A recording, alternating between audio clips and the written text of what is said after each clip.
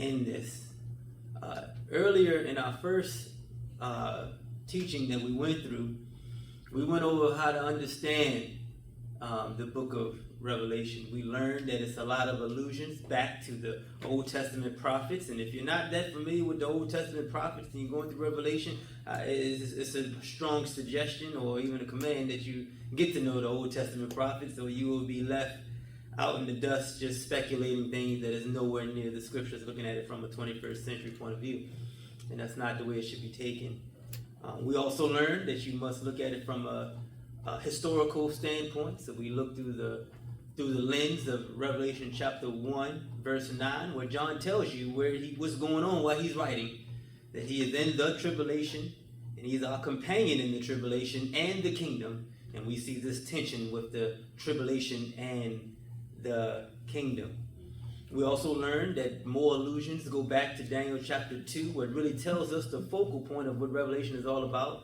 That even though these kingdoms will be set up and you will have this evil king, and he'll be overthrown by another evil king, and he'll be overthrown by another evil king, that at the end, then Christ is going to come, who is the temple, and he's going to destroy all of those kings and all of those kingdoms that are set up, and that kingdom will spread throughout the entire world.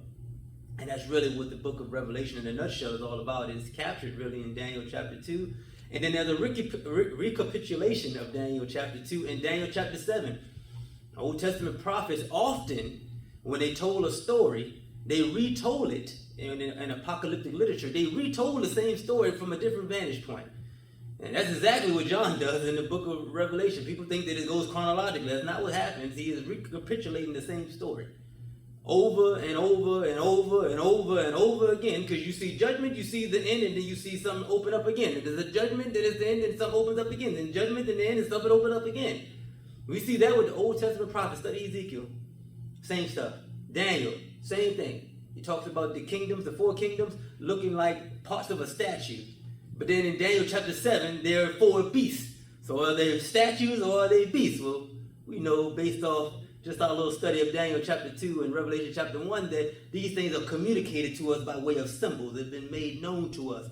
The word semeno, which means to communicate by way of signifying or communicating by way of signals. He recapitulates that story. So is it a statue? Is it beast? It's all of it that John, or in that case, Daniel is communicating in pictures so we can understand exactly what is going on. But even in the midst of all that, what you need to know is that Christ wins and Christ rules. Even if you don't understand exactly what's going on, sometimes you can get so caught up in the foolishness. The end game is Christ wins, Christ rules, persevere to the end. Don't compromise.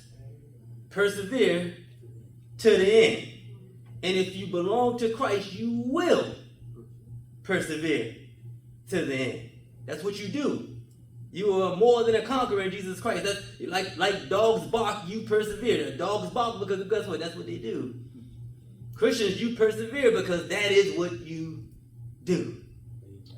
If you get mixed up in everything, if you ever get lost, come back to the light of the gospel. Hallelujah.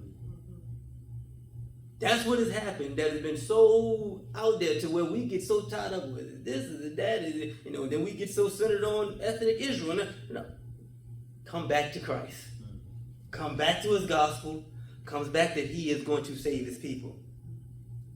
Now the main